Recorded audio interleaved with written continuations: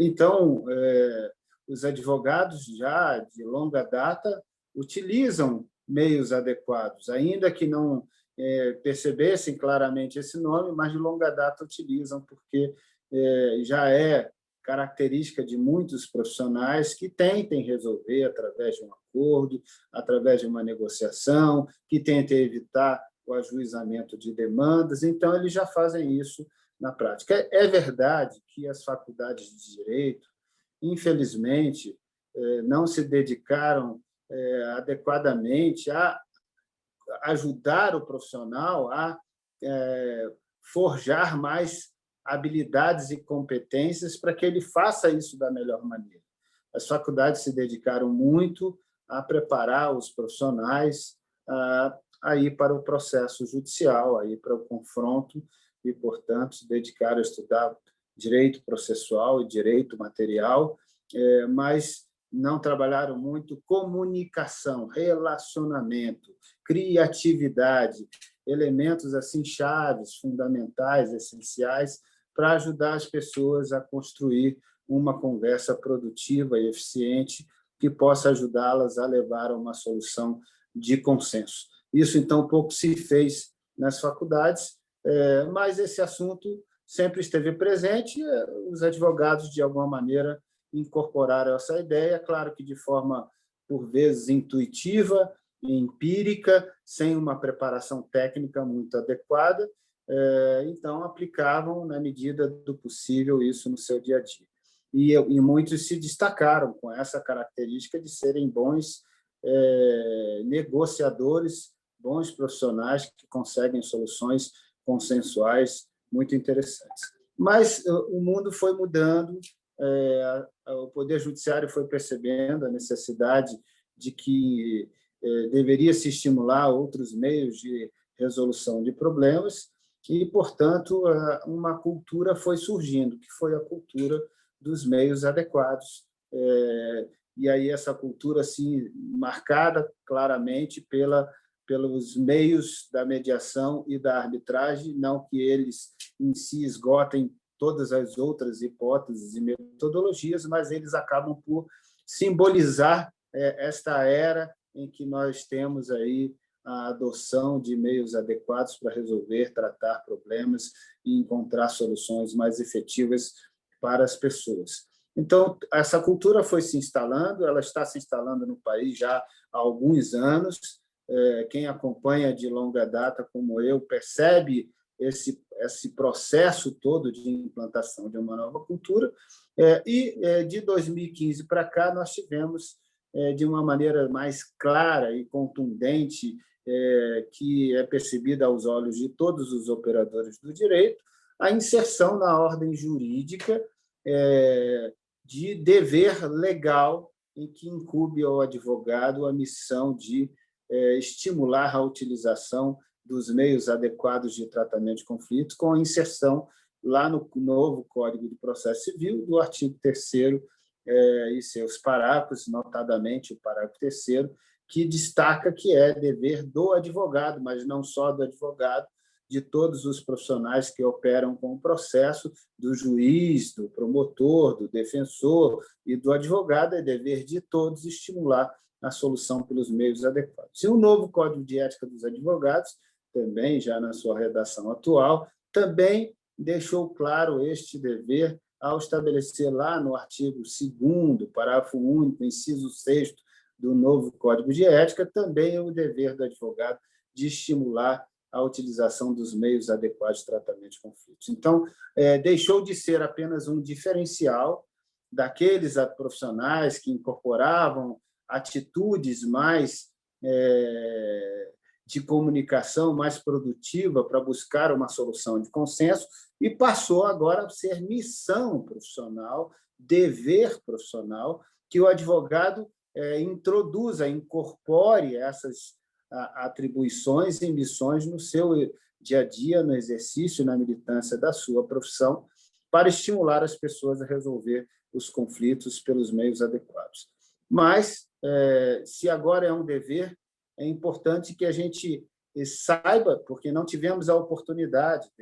Hoje nós temos 1 milhão 212 mil advogados inscritos na Ordem dos Advogados do Brasil, o número de hoje. Ou seja, na sua larguíssima maioria, essas pessoas não tiveram qualquer formação que as preparasse para fazer bem esse mistério, que é o mistério de contribuir com as pessoas para construir soluções de consenso, para buscar outros meios de resolução.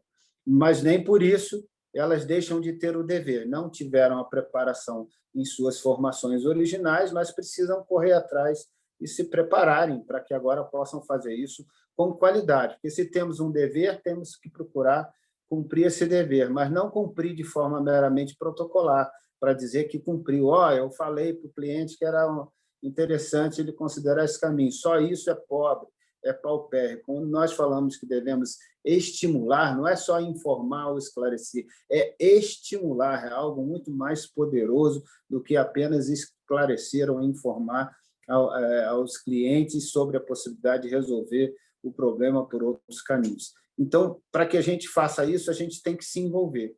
Mas, para a gente se envolver, se sentir confiante, seguro, para estimular, a gente precisa entender como funcionam esses meios adequados para que a gente possa, então, saber o que a gente está orientando e estimulando as pessoas, como isso funciona e em que situação deva se aplicar uma metodologia ou outra metodologia como mais apropriada, como mais adequada para aquele tipo de situação concreta. Então, nós só conseguiremos ter esta clareza e esse discernimento a partir do momento que estudarmos essa temática e entendermos as características, as vicissitudes de cada metodologia, as vantagens que cada metodologia pode oferecer e, naturalmente, também aquelas potenciais desvantagens que cada uma pode ter e que, portanto, conversariam com mais adequação, com mais harmonia para cada tipo de situação, uma metodologia ou outra metodologia. Então, para que possamos cumprir adequadamente com o nosso dever, precisamos entender cada uma das metodologias.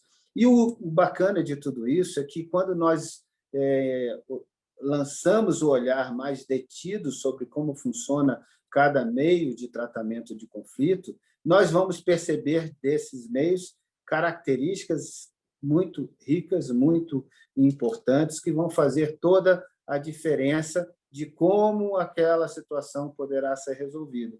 E vamos perceber ali que há muitas questões que podem ser muito melhor resolvidas por aquelas metodologias do que pelo caminho convencional. O caminho convencional todos já conhecem, não precisamos dedicar muito tempo a ele, que é entrar com uma ação na justiça, postular aquilo que entendemos adequado, deduzindo os fatos e enquadrando juridicamente esses fatos e formulando os requerimentos que o juiz vai apreciar oportunamente e tentando produzir as provas que façam confirmar as alegações que nós apresentamos. E um dia, que a gente não sabe quando vai ser, teremos a conclusão da justiça.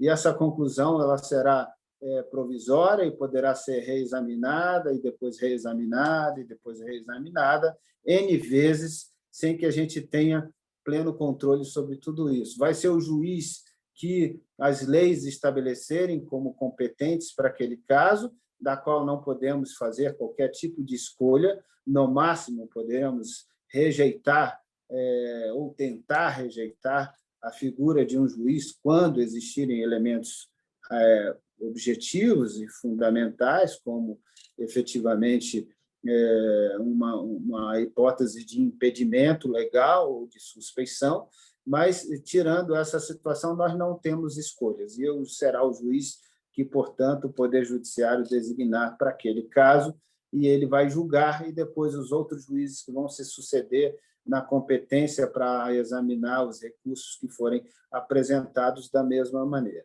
Um dia teremos a conclusão desse processo. Sabemos que o Poder Judiciário está sobrecarregado de processo, apesar do último relatório mostrar uma ligeira tendência de redução do estoque, ainda muito tímida, mas já tendo algo a comemorar em termos de produtividade da justiça, mas sabemos que essa é a contingência. E quantos anos vai demorar o processo? não se tem uma clareza precisa sobre quantos anos vai demorar cada processo. A gente tem dados gerais de que um processo, em média, depender, claro, quando a gente fala em média, estamos falando de vários estados diferentes, de vários tipos de justiça diferentes, especialidades diferentes, mas, em média, temos uma média de 7 anos para o processo ser concluído, tendo variações de estado para estado e variações de especialidades da justiça, como o processo trabalhista, que cai para 4 anos e 3 meses, aproximadamente, o tempo médio de solução. Qualquer um desses tempos médios são, por si só, largos demais, demorados demais, para que a gente possa dizer que isso atenda a tempo e modo à expectativa de justiça que a sociedade tem e o nosso interesse também de poder concluir uma missão, receber os honorários devidos pelo nosso trabalho e, naturalmente, poder tirar aquele ônus, obrigação de continuar acompanhando o processo. Sabemos que, por todos esses anos, acaba acontecendo um fenômeno relativamente comum na advocacia, que é o desgaste na relação dos clientes com os seus respectivos advogados, porque os clientes têm impaciência em relação à espera, compreensiva impaciência, e, por vezes, imaginam que a demora do processo possa ser atribuída a algum tipo de atitude pouco dedicada do advogado e, portanto, isso vai gerando, dia a dia, um processo natural de desgaste dessa relação, e são poucos os advogados que conseguem conservar, com muita habilidade e competência, a confiança permanente do cliente no seu trabalho. Então, vocês, no exercício da militância da advocacia, seguramente já receberam casos vindos de outros advogados, porque a relação se desgastou daquele cliente com aquele advogado anterior e você o sucedeu. Assim como o contrário também pode acontecer, outros advogados receberem casos que vêm da sua carteira de clientes, porque também a relação se desgastou, porque é um desafio muito grande evitar que isso aconteça com tanto tempo, com tanta mazela que a justiça acaba por oferecer. Então, esse desafio, a gente acaba tendo perspectiva muito interessante de abreviar e atenuar esse dilema quando trabalhamos com os meios adequados de tratamento de conflitos, porque a relação é muito mais breve, ou seja, iniciamos e concluímos o trabalho num espaço de tempo muito menor, portanto, dando muito menor margem de chances e de possibilidades da relação se desgastar. Ou seja, preservamos a confiança do cliente do início ao fim e conseguimos granjear para ele resultados interessantes e, portanto, com a perspectiva dele deixar a satisfação como a sensação final que ocupa o seu pensamento, a sua leitura da atuação que o profissional fez em relação ao seu caso. Então, esse é um dos elementos de vantagens que se tem em considerar e realmente utilizar os meios adequados, porque a gente evita esse desgaste natural da relação. Mas, além disso, a gente sabe que, quando vai para o Poder Judiciário, para o processo judicial, a gente perde praticamente todo o controle sobre qual vai ser o resultado que será obtido naquele processo. A gente não só não sabe quanto tempo vai levar com clareza, como também não tem muita ideia de qual vai ser o desfecho daquele caso, porque são muitas variáveis que incidem sobre a possibilidade de discussão daquele processo. Enquanto, quando a gente vai para os meios adequados, como a mediação e a arbitragem, a gente já vai falar um pouquinho mais sobre cada uma especificamente, mas só numa visão geral agora. Quando a gente fala um pouquinho mais sobre a mediação e a arbitragem, a gente percebe que, na mediação, a gente tem controle do que vai ser decidido, porque vai ser decidido aquilo que você quer ou, pelo menos, aceita, ou, pelo menos, concorda, porque é um processo de autocomposição, ou seja, só sai o acordo se as duas partes estiverem de acordo com aquela conclusão. com aquele entendimento que vai ser objeto do acordo. Então, nós temos o controle disso, sabemos o que vai sair, ou, pelo menos, aquilo que aceitamos que possa ser feito. E, quando vamos para uma arbitragem, embora a gente não tenha absoluto controle, como tem num procedimento de mediação, a gente tem parcial controle, razoável controle, porque a gente formulou muitas escolhas previamente que nos ajudaram a formatar um direcionamento mais provável de solução para aquele caso. Por exemplo, vamos escolher em que Câmara vamos levar o nosso caso, e aqui eu já de logo já deixo a minha recomendação que seja para a Câmara de Santa Catarina, que é uma Câmara séria, conduzida por pessoas competentes e qualificadas, com um corpo de especialistas de muita qualidade e experiência.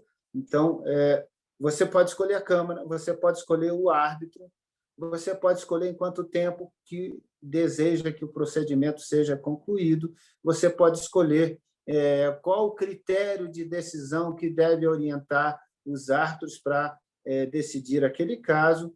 Então, você define o passo a passo do caso, o procedimento, dando a dimensão mais objetiva ou mais maturada de como vamos resolver aquela questão a partir da ideia que você tem da complexidade do caso, da necessidade maior ou menor de produção de provas, etc.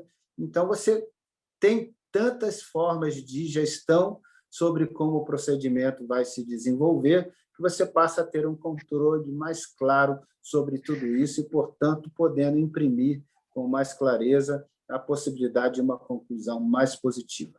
Mas o mais importante, a gente falou tudo isso, e tudo isso é muito importante, mas o mais importante de tudo isso, eu gostaria de dizer uma coisa que, no final das contas, faz enorme diferença no resultado que a gente vai colher, seja no processo judicial, seja numa mediação, seja em uma arbitragem, que é a atenção do profissional ou dos profissionais que vão lidar com aquela disputa, do profissional que vai mediar a disputa, que vai dirimir a disputa, ou do profissional que vai sentenciar a disputa, como juiz ou como árbitro.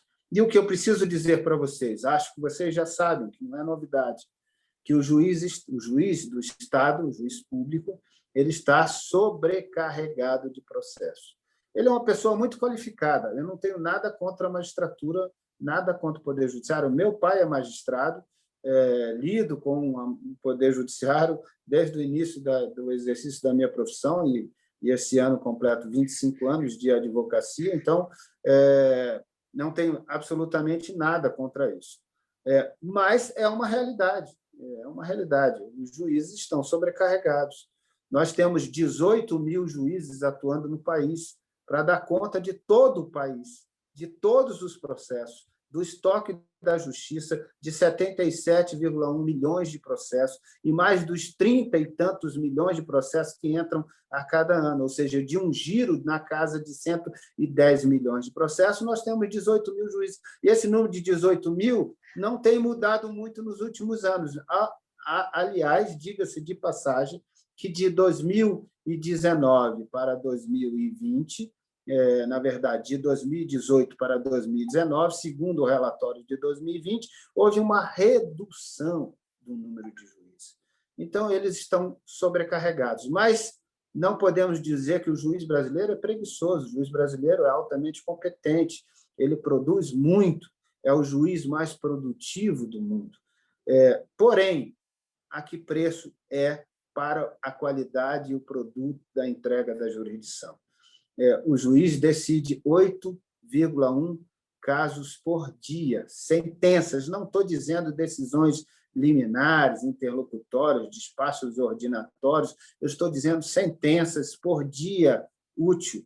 Né? Cada juiz dá 8 sentenças por dia útil, o que daria aproximadamente uma sentença por hora. Só que nisso compreende ele estudar o processo inteiro, escrever a sentença, entregar a produção desse resultado. O que eu quero dizer com isso? Se você quer que o seu problema seja cuidado com atenção, com a máxima qualidade, você precisa de alguém que tenha tempo para se dedicar ao seu caso. O juiz do Estado é super qualificado, mas ele não tem tempo para se dedicar ao seu caso. Essa é a realidade inafastável. Mas como que ele consegue produzir tudo isso? Ele é mágico? Não, ele conta com uma equipe numerosa, com muitos colaboradores. Então, no final das contas, a gente não tem nem a segurança efetiva se aquele juiz está examinando seu caso ou se não é um colaborador que está examinando o seu caso.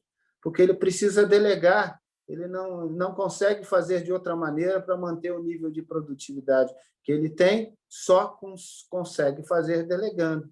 Então, ele delega missões que são verdadeiramente judicantes, ainda que não se diga isso abertamente, ainda que não se admita isso formalmente, os dados estatísticos escancaram que isso acontece, porque não tem mágica, nenhum ser humano é capaz de ler um processo, estudar, examinar as provas e escrever a sentença, tudo isso dentro de 1 hora. Não é possível, não é realmente humanamente possível que ele consiga fazer isso. Então, ele precisa estar distribuindo pedaços dessa missão para colaboradores, e esses pedaços da missão para colaboradores significam deslocar a função jurisdicional para quem não tem esta missão. Então, se é para entregar a quem não é nem mesmo constituído um juiz no sentido formal, então muito melhor é que você possa escolher o profissional que tenha tempo para se dedicar ao seu caso, que tenha qualificação para poder fazer isso com esmero e com qualidade, com competência, com equilíbrio, com serenidade. Então, vamos escolher o mediador, vamos escolher o árbitro e entregar a ele essa missão, e ele se dedicará ao seu caso, porque ele não tem milhares de casos para cuidar, ele tem o seu caso e mais uns poucos para poder cuidar, porque as câmaras, inclusive, são cuidadosas e não deixar com que o árbitro assuma muitos casos ao mesmo tempo, porque sabe que a qualidade será comprometida, sacrificada, o tempo vai ser, e no final gera também desgaste para a imagem da Câmara, responsabilidade civil e tudo mais. Então, todos acabam tendo uma preocupação de serem diligentes, competentes e dedicados, atenciosos a cada caso. Por isso, acho que essa é uma das principais diferenças. Você tem o direito de escolher o profissional e, se você for habilidoso para fazer uma escolha com critério, com seriedade, você vai escolher um profissional que vai ajudar em muito a entregar um resultado de muita qualidade para a solução do seu caso. Seja um mediador competente e habilidoso, que vai conseguir conduzir aquele diálogo para que ele seja produtivo, para que ele seja criativo em gerar muitas ideias de como aquele problema possa ser resolvido.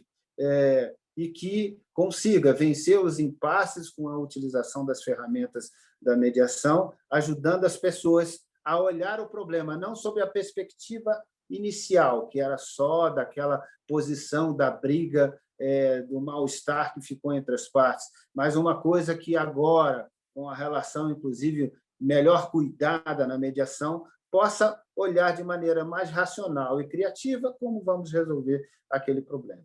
Ou seja, na arbitragem, na perspectiva em que vamos escolher árbitros que conhecem do tema, que são profissionais qualificados, experientes, e éticos, probos, naturalmente, está tudo dentro do nosso poder. A legislação nos deu muito poder. Podemos escolher para qual caminho vamos levar, podemos escolher quais profissionais vão conduzir esses procedimentos. Então, o nosso papel como advogado, e está aí a grande excelência do papel que o advogado pode ter ao conduzir para um procedimento de mediação, a um procedimento de arbitragem ou outra metodologia de resolução de disputas, é ajudar de maneira muito zelosa, cuidadosa, as partes a exercerem os direitos de escolha que a legislação dispôs para elas. Elas estão empoderadas. Só que a verdade é que as pessoas não estão acostumadas a fazer essas escolhas. E quem entra com a missão fundamental de ajudar as pessoas a fazer bem essas escolhas? O advogado. É ele que vai entrar para ajudar a escolher o critério, como desenha o procedimento, já que eles são flexíveis, o critério de como vai ser decidido, os profissionais que vão atuar, o desenho do fluxo do processo, ou seja, ele vai ajudar as pessoas a fazerem boas escolhas. Ele vai estudar para isso, para entender como funciona melhor o desenvolvimento do procedimento, olhar o caso em si para ver as vicissitudes daquele caso, as características dele, para ver como encaixa aquelas características em um desenho mais adequado. Portanto, o advogado vai fazer mais ou menos o papel do alfaiate. Ele vai tirar as medidas do caso e vai fazer a roupa sob medida para aquele caso. Isso é escolher o caminho, isso é escolher como esse caminho será percorrido, isso é escolher como e com quem percorreremos este caminho. E, portanto, em quanto tempo nós queremos chegar ao final desse caminho, que é outra escolha poderosa que ele pode fazer, uma data final para o desfecho desses procedimentos. Então, essa é a grande virtude que o advogado pode ter ao se dedicar a utilizar os meios adequados, ajudar as pessoas a fazer escolhas criteriosas, cuidadosas e responsáveis. E jamais copie e cola, pelo amor de Deus, não copiem e colem uma cláusula, seja de mediação, seja de arbitragem, sem analisar detidamente o que cada elemento desta cláusula implica. E se é uma cláusula institucional que remete a uma Câmara, então vá lá e estude o regulamento daquela Câmara. Estude qual é a lista de árbitros daquela Câmara, a lista de mediadores daquela Câmara. Estude os detalhes, para que você perceba com clareza de que esta escolha é uma escolha feliz para o meu caso. Aí vocês cumprirão bem esse papel. Um ponto que eu quero avançar sobre isso é que os advogados costumam ter uma certa preocupação e receio, o que é absolutamente natural, mas vamos lá, eu quero então ir para a mediação ou para a arbitragem, vou adotar uma cláusula em um contrato, ou mesmo que eu não tenha um contrato que preveja a cláusula, já tenho um conflito, quero utilizar a mediação, posso fazer isso? Pode.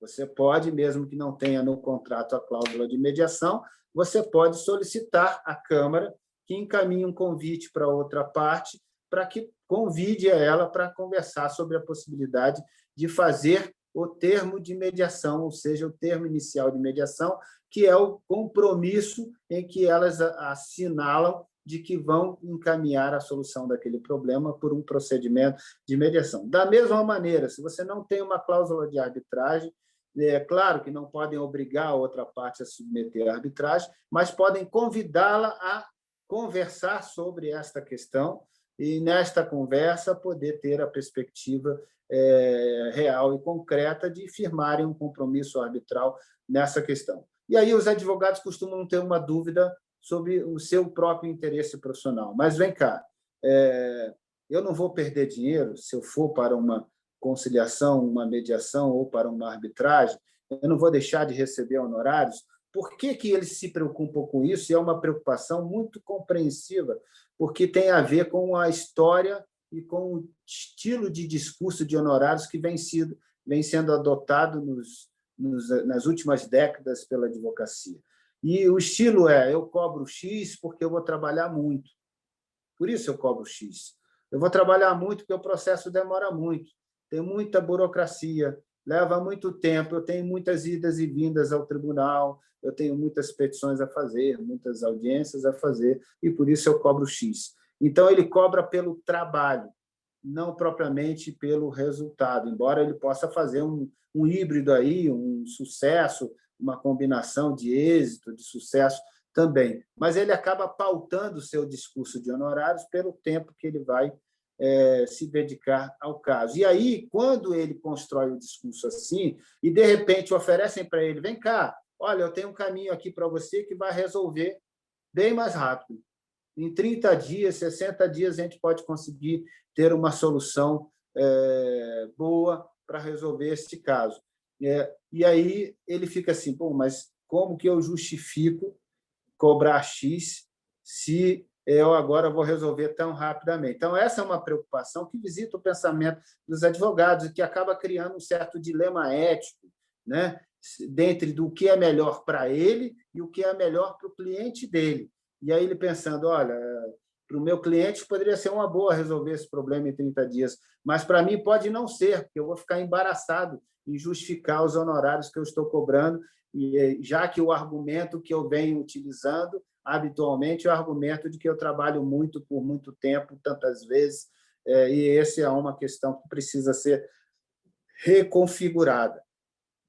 Mas o alento que a gente tem a isso é para dizer o seguinte: quando eu integrei a comissão do Conselho Federal da Ordem dos Advogados do Brasil, que tratando sobre o tema mediação e arbitragem, nós fizemos, naquela ocasião, estava em discussão o texto do novo Código de Ética dos Advogados, ainda não tinha o novo Código de Ética. Nós fizemos debates internos e montamos uma frente de trabalho da comissão para fazer a interlocução com os conselheiros da ordem, no sentido de inserir no texto do novo Código de Ética proteções importantes para o advogado no que se refere à utilização dos meios adequados de tratamento de conflitos, e conseguimos vencer nesse encaminhamento e conseguimos incluir garantias importantes no texto do novo Código de Ética. Então, chamo a atenção para vocês o artigo 48 do novo Código de Ética, que é o artigo que trata sobre o contrato de honorários profissionais. E lá conseguimos incluir alguns aspectos importantes. O primeiro aspecto é que deve ser colocado expressamente no contrato como ficará a questão dos honorários se o caso se resolver por qualquer outra metodologia, resolver por um acordo, ou seja, antes do desfecho de um processo judicial convencional. Como vai ficar? Então, para dar transparência, nós já vamos dizer no contrato que vai se resolver por acordo extrajudicial, judicial, por mediação, por negociação, ou se for por uma arbitragem, como for, os honorários vão ser assim. E o outro dispositivo, que é o parágrafo 5º desse artigo 48, dispõe sobre a garantia de que o advogado não deve receber menos resolvendo o problema por qualquer meio adequado do que resolveria pelo caminho convencional. Ou seja, uma garantia de não ter a redução dos seus honorários, seja qual for o caminho utilizado para resolver o problema. Então, ele já tem amparo legal, normativo, melhor dizendo, amparo normativo ético, para poder combinar que ele não vai ter prejuízo encaminhando a solução, seja por uma mediação, seja por uma arbitragem ou por outro caminho de solução consensual. Ele não terá prejuízo do que receberia em decorrência de um processo judicial convencional, com toda a demora que ele teria. Então, esse é um elemento de garantia essencial, que já nos dá, então, o conforto de dizer, olha, vou colocar no contrato, vou explicar ao cliente e pronto. E o cliente vai entender, porque, embora a gente esteja muito preocupado com o nosso discurso, o que a gente precisa fazer? Mudar o discurso. A gente muda o discurso, a gente reconfigura o discurso. Não vamos mais colocar que o valor do nosso trabalho está assentado na quantidade de trabalho. O valor do nosso trabalho está assentado na missão, responsabilidade, comprometimento que a gente tem em buscar o melhor resultado para o cliente. E se o melhor resultado for através de uma mediação, esse é o valor do nosso trabalho. Porque, no final das contas, o cliente não está verdadeiramente interessado em te pagar mais para sofrer mais, para demorar muito para ter a solução. Ele entenderia perfeitamente que seria muito justo e razoável que ele te pague um valor X para você resolver da forma menos dolorida para ele. Ele entende, isso é compreensível. A gente é que se prende ao discurso, ao modelo de discurso anterior. Se a gente reconfigura o nosso discurso de honorários, a gente se liberta dessa questão. Então, eu posso ir para a mediação, eu posso ir para a arbitragem, eu posso ir para a conciliação e resolver o problema de forma muito mais breve, sem me preocupar que eu vou perder dinheiro. Não vou perder, as regras do novo Código de Ética nos protege em relação a isso. O que a gente precisa é atualizar o nosso contrato de honorários para incorporar essa regra, e o que a gente precisa é mudar o nosso discurso de honorários. E a gente precisa também, para aqueles advogados que trabalham contratando apenas por hora, repensar se esse é o melhor modelo de cobrar. Se cobrar por hora é um modelo bom, porque num caso em que você resolve mais rápido, possivelmente você trabalhe menos horas do que um caso que você levaria anos trabalhando. Então, você precisa reconfigurar esses pontos para que... Mas isso é a atitude do advogado. Ele muda a sua atitude, muda o seu discurso, atualiza o seu contrato, porque as regras já o amparam e protegem. E o cliente, é isso que ele quer. Ele quer a solução menos dolorida, a solução mais positiva para ele. Se a solução mais positiva para ele é resolver mais rápido, ele quer, ele está disposto a pagar para resolver mais rápido, e ele vai fazer isso sem sofrer com isso. É algo muito importante. Embora se possa pensar que está introduzido já no pensamento, pelo cacoete dos advogados trabalhar esse discurso, e eu sei que está introduzido, porque os advogados falam esse discurso há muito tempo, e os empresários ouvem esse discurso há muito tempo, mas a gente tem que mudar agora, tem que mudar o paradigma, vamos mudar o discurso e a gente vai mudando o cenário. E vai mostrando, é como a gente mostra para o cliente as vantagens. Você vai dizer, olha, eu vou te cobrar R$50 mil para resolver o caso em 7 anos. Ou eu posso te cobrar R$50 mil para resolver em 3 meses. O que você prefere? Ele vai claramente dizer que prefere em 3 meses, porque não faz sentido ele sofrer mais, demorar tanto a ter a solução que ele deseja e almeja, e pague. Na verdade, há até uma expectativa normal das pessoas de que um processo mais eficiente é um processo mais qualificado e, portanto, mais caro. Ele até teria, de fato, a compreensão de que faria sentido até o processo mais rápido custar mais caro. Então, esse é o primeiro tabu que a gente precisa vencer. Vocês não vão perder dinheiro indo para a mediação ou indo para a arbitragem. O segundo tabu é: vocês vão ganhar mais. Não é porque vão cobrar mais caro. É porque o tempo, alguém falou aqui, tempo é dinheiro. Nem sei quem falou aqui, mas tempo é dinheiro. É verdade, tempo é dinheiro. Mas se você recebe aquele valor agora, ou se você recebe aquele valor daqui a 7 anos, então faz muita diferença, porque esse tempo que você tem que acompanhar o processo, por todos esses anos, você tem que pagar publicações, acompanhamento de publicações, você tem que manter o seu escritório em funcionamento, sua secretária, site, internet, todos os insumos do funcionamento do seu escritório por todo esse tempo. A cada mês é um custo de processo. Se você pegar o quanto você gasta por mês no seu escritório e quantos processos você tem, faça o seguinte cálculo: eu tenho X processos e gasto por mês no meu escritório Y. Agora, quanto tempo leva cada processo? Em média, o processo leva 7 anos. Então, vamos dizer que você tem uma média menor, 5 anos. Então, os processos levam, em média, 5 anos. Pega esse teu valor mensal aí, divide pelo número de processos que você tem acompanhando. Você vai encontrar um valor por processo, por mês. Agora, quer saber quanto custa acompanhar aquele processo no todo? Multiplica pela quantidade de tempo que você vai acompanhar esse processo. Então, vamos dizer que eu tenho um custo operacional para o funcionamento do meu escritório de R$10 mil, é o meu custo operacional. Aí eu tenho uma quantidade de processo, eu pego essa quantidade, divido pelos R$10 mil para você ter... divide os R$10 mil por essa quantidade de processo para você ter o custo unitário de quanto custa acompanhar cada processo por mês. Agora, eu projeto no tempo. O processo leva 5 anos, então eu pego esse valor por mês e multiplico por 60 meses. Aí eu vou saber quanto custou o processo.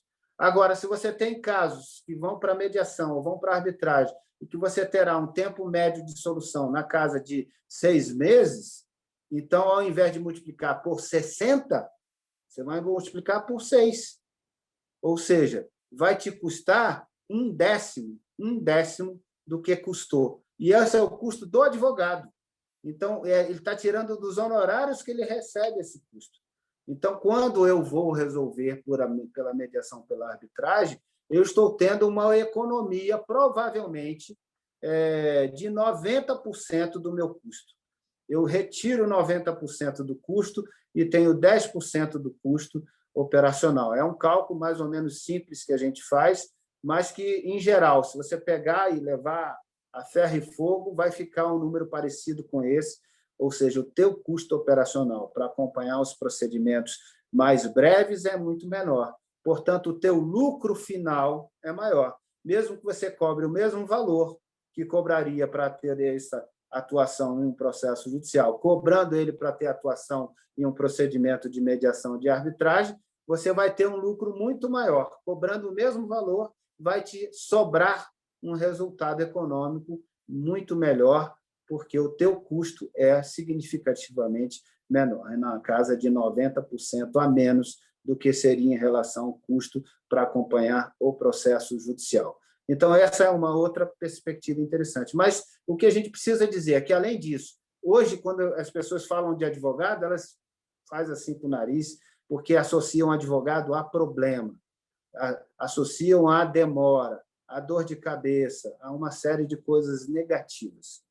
Quando a gente começa a incorporar no nosso dia a dia soluções mais céleres, mais efetivas e que deixam as pessoas mais satisfeitas, porque quando a gente vai para uma mediação, o acordo que vai sair é um acordo que ela entende satisfatório para ela, senão ela não vai fazer o acordo. Então, ela colhe um resultado mais positivo para ela. Quando a gente vai para uma arbitragem e faz boas escolhas, ela tem uma tendência de colher resultados também positivos num espaço de tempo muito menor, né? E, portanto, com economia. Então, a gente passa a associar o nosso nome, a nossa atividade profissional, a ser uma pessoa que ajuda a resolver problemas. Ou seja, nossa imagem fica mais associada à solução do que a problema. E isso é algo que a gente vai colhendo conforme a gente for percorrendo e colocando essa missiva de atuar mais com os meios adequados na nossa atividade. Então, esses são pontos que eu queria destacar para vocês sobre o que seriam de vantagens de mediação e arbitragem. Sei que nosso tempo aqui já deve estar meio que se estourando. A Amanda deu um sorrisinho ali para mim, eu acho que é isso, né? E só para finalizar para vocês, se alguém tem uma diferença assim, ainda não muito bem compreendida sobre o que seja mediação e o que seja arbitragem, a gente pode dizer 3 palavrinhas aqui para ajudá-los a entender. A mediação é método autocompositivo. É um método que depende, para que a solução aconteça, das partes chegarem a um entendimento, a um acordo. O mediador é um terceiro que não vai exercer nenhum papel decisório, mas vai ajudar as pessoas a ter uma conversa produtiva, construindo ideias criativas de como resolver aquele problema que está na mesa. Vai ajudar a que as pessoas vejam o problema sem associar o problema a outra pessoa, e separando o problema da pessoa para que ela veja o problema isoladamente e deslocando aquela pessoa da posição de adversária da outra para uma posição de que estamos aqui com um problema em comum, portanto, somos sócias e vamos unir esforços para construir a solução desse problema. Esse é o papel que o mediador vai fazer. Não vai impor conclusões e nenhuma decisão, mas vai ajudar as pessoas a se comunicarem melhor, a ter um caminho mais produtivo na construção da solução. E, na perspectiva da arbitragem, vão escolher terceiros, que são os árbitros, um ou mais árbitros, 1 ou 3 árbitros, normalmente, que vão conduzir o procedimento, ouvindo as partes, colhendo todas as provas que as partes pretendam produzir, e, naturalmente, depois, analisando a questão e dizendo quem está certo e quem não está certo, por que está certo e por que não está certo. Portanto, proferindo uma sentença que define de forma final a conclusão daquele conflito, dizendo qual é a sua sentença e, portanto, julgando procedente ou improcedente ou parcialmente procedente, e dando a cada um o que é seu. Essa é uma decisão definitiva, é uma decisão da qual não cabe recurso. E isso é importante que vocês também tenham em mente. Quando eu vou para a arbitragem, eu tenho que saber que a regra do jogo é essa, não cabe recurso.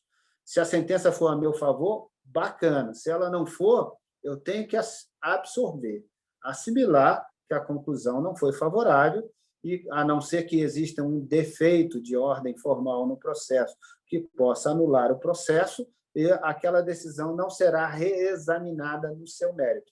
E por que não vai ser reexaminada? É importante entender o sentido que está por trás disso. Porque quem decidiu aquele caso? Quem você escolheu, né? Ou seja, quem você escolheu é que decidiu. Por isso que lembra o papel fundamental do advogado em tudo isso, ajudar as partes a fazer boas escolhas. As escolhas são determinantes para a qualidade do que será produzido. Vamos ajudar a fazer as escolhas. Fazendo boas escolhas, a tendência é que se tenham conclusões. Aí então, na arbitragem, você está trocando o direito de recorrer, que tem lá no Poder Judiciário, pelo direito de escolher quem tem qualidades técnicas, predicados éticos e morais e, naturalmente, tempo para se dedicar ao seu caso. Então, essa é a grande diferença. São dois mundos diferentes, cada um com suas características, mas, seguramente, a arbitragem tem prestado um serviço de extrema qualidade para aquelas pessoas que já decidiram utilizar por esse caminho para resolver os problemas. Quero aqui, sei que o nosso tempo já estourou, me colocar à disposição para as perguntas, para o que mais possa ter, dizer que esse é um tema que merece mergulhar e se aprofundar.